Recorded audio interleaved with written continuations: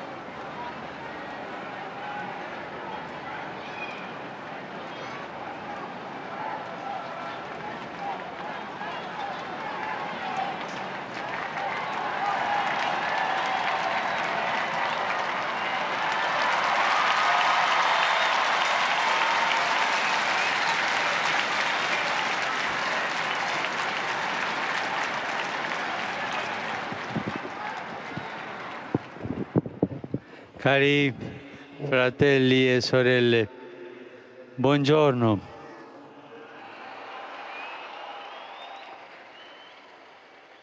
Il Vangelo di questa domenica L'évangile de ce dimanche fait partie des enseignements de Jésus adressés à ses disciples le long de son ascension vers Jérusalem où l'attend la mort sous la croix. Pour indiquer le but de sa mission, il utilise trois images: le feu, le baptême et la division. Aujourd'hui, je vous parlerai de la première image, celle du feu, le feu. Jésus l'exprime en ces termes: je suis venu apporter un feu sur la terre et comme je voudrais qu'il soit déjà allumé. Le feu dont parle Jésus est le feu du Saint-Esprit, présence vivante et active en nous dès le jour de notre baptême. Ce feu, le feu, est une force créatrice qui purifie et renouvelle, brûle chaque misère humaine, brûle tout égoïsme, péché, nous transforme de l'intérieur, nous régénère et nous rend capables d'aimer. Jésus désire que le Saint-Esprit flambe comme un feu dans nos cœurs, car c'est seulement en partant du cœur, faites attention à cela, seulement en partant du cœur que l'incendie de l'amour divin pourra prospérer et faire avancer, progresser le royaume de Dieu. Cela ne part pas de la tête, mais du cœur. Et c'est pour cela que Jésus veut que ce feu entre dans notre cœur. Si nous nous ouvrons totalement à l'action de ce feu qui est le Saint-Esprit, eh bien ce feu il nous donnera l'audace et la ferveur pour proclamer à tous Jésus et son message consolant de miséricorde et de salut, en naviguant loin, au large, sans crainte. Mais le feu commence dans notre cœur. Dans l'accomplissement de sa mission dans le monde, l'Église, c'est-à-dire nous tous, Église. L'Église a besoin de l'aide du Saint-Esprit afin de ne pas se laisser décourager, freiner par la peur et le calcul, pour ne pas s'habituer à marcher dans des frontières sûres, confortables.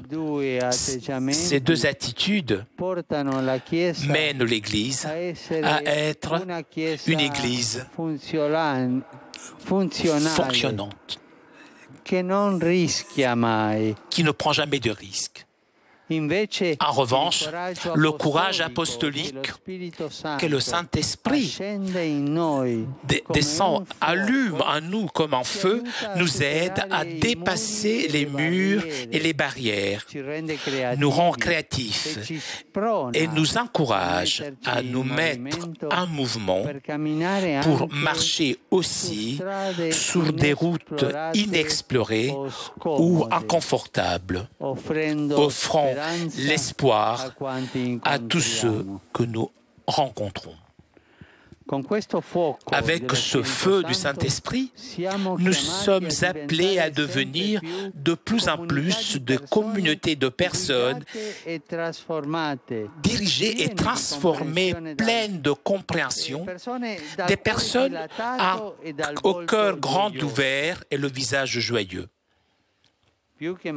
Plus que jamais, nous avons besoin, plus que jamais, aujourd'hui, nous avons besoin de prêtres, de personnes consacrées et fidèles laïques, avec le regard attentif de l'apôtre, pour s'émouvoir et pour s'arrêter devant les difficultés, les pauvretés matérielles et spirituelles, caractérisant ainsi le processus d'évangélisation et de la mission avec le rite de guérison de la proximité.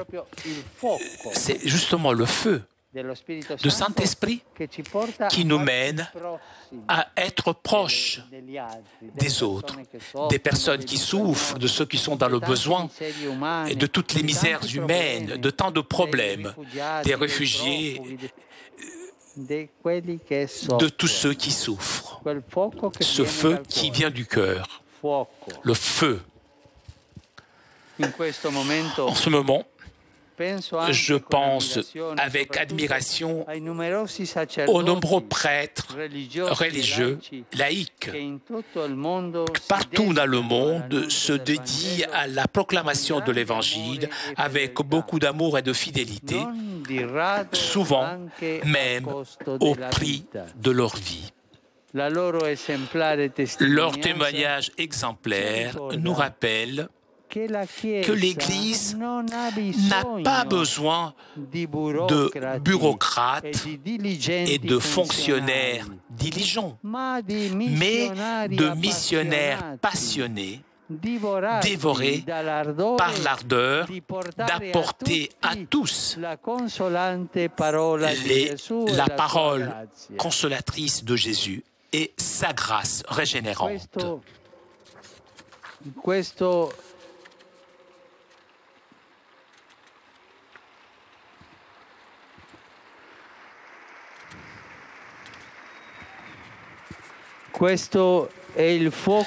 C'est le feu du Saint-Esprit. Si l'Église ne reçoit pas ce feu, on ne le laisse pas rentrer en elle. L'Église devient une Église froide ou seulement tiède, incapable de donner de la vie.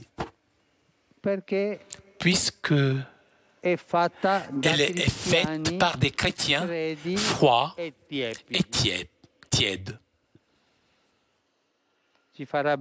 Cela nous fera du bien aujourd'hui de prendre 5 minutes et chacun d'entre nous se poser la question, mais comment se porte mon cœur?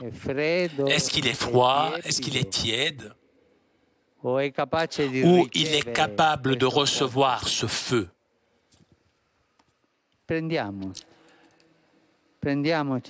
Allez, 5 minutes pour réfléchir sur ça. Cela nous fera du bien à nous tous. Et demandons à la Vierge Marie de prier avec nous et pour nous, notre Père Céleste, afin qu'il répande sur tous les croyants le Saint-Esprit, feu divin qui réchauffe les cœurs et nous aide à être solidaires avec les joies et les souffrances de nos frères, qui nous soutiennent dans notre chemin l'exemple de Saint Maximilien Kolbe, martyr de la charité, dont aujourd'hui est la fête, qui nous enseigne à vivre le feu de l'amour de Dieu pour Dieu et pour le prochain. Angelus Domini nunciavit Mariae. Et concepit Spiritu Sancto. Ave Maria, gratia plena, Dominus tecum, benedicta tui mulieribus, et benedictus fructus ventris tui, Iesus. Santa Maria, Mater Dei, ora pro nobis peccatoribus, nunc et in hora mortis nostre. Amen. Ecce ancilla Domini. Fiat mihi secundum verbum tuum. Ave Maria, gratia plena, Dominus tecum, benedicta tui mulieribus, et benedictus fructus ventris tui, Iesus. Santa Maria, Mater Dei, ora pro nobis peccatoribus, nunc et in hora mortis nostre. Amen. Et verbum caro factum est. Habitavit in nobis. Ave Maria, gratia plena, Dominus tecum, benedicta tui in mulieribus, et benedictus fructus ventris tui, Iesus. Santa Maria, Mater Dei, ora pro nobis peccatoribus, nunc et in hora mortis nostre. Amen. Ora pro nobis, Santa Dei Genitris. Ut digni efficiamo promissionibus Christi. Gratiam Tuam quesumus Domine mentibus nostris infunde, ut qui angelum nuntiante Christi Filii Tui incarnationem coniovimus, per passionem eius et crucem, a resurrectionis gloriam perducamur, per eundem Christum Dominum nostrum. Amen. Gloria Patri et Filio et Spiritui Sancto. Sic ut erat in principio et nunc et semper, et in saecula saeculorum. Amen. Gloria Patri et Filio et Spiritui Sancto. Sic ut erat in principio et nunc et semper, et in saecula saeculorum. Amen. Gloria Patri et Filio et Spiritui Sancto. Sic ut erat in principio et nunc et semper, et in saecula saeculorum. Amen. Pro fidelibus defunctis, requiem aeternam dona eis Domine, Et lux perpetua luce Deis. requiescant in pace. Amen. Sit nomen Domini benedictum. Ex hoc nunc et usque in saeculum. Aiutorium nostrum in nomine Domini. Qui fecit caelum et terram. Benedicat vos omnipotens Deus, Pater et Filius et Spiritus Sanctus. Amen.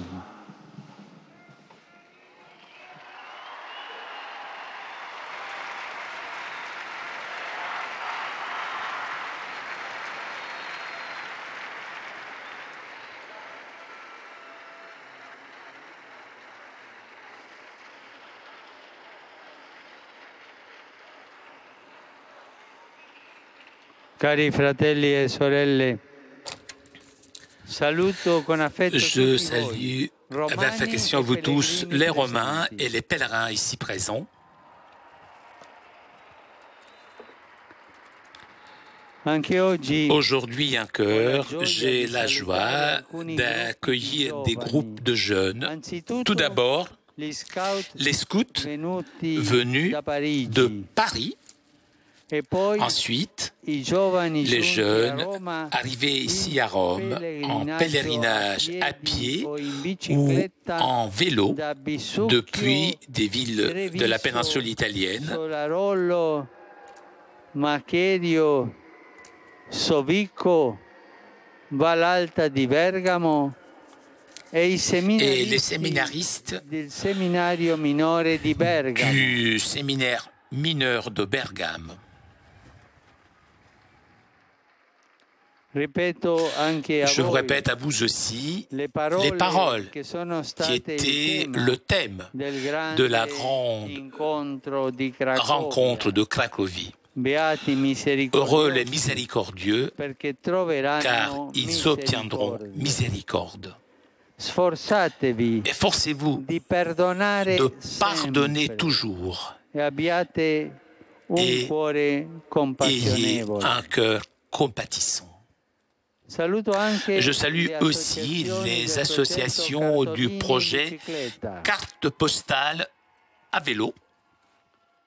Et à vous tous, je vous souhaite un bon dimanche et un bon déjeuner.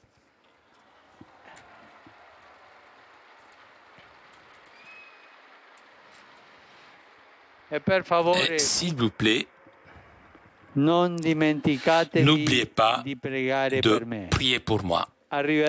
Arrivederci. Eh bien, chers amis, nous arrivons à la conclusion de notre liaison avec Rome. Prochain rendez-vous avec le Saint-Père demain, 15 août, pour la prière de l'Angelus en léger différé.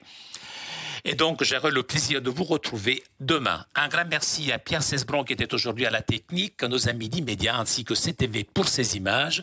Je vous souhaite un très bon déjeuner et à demain. Ciao.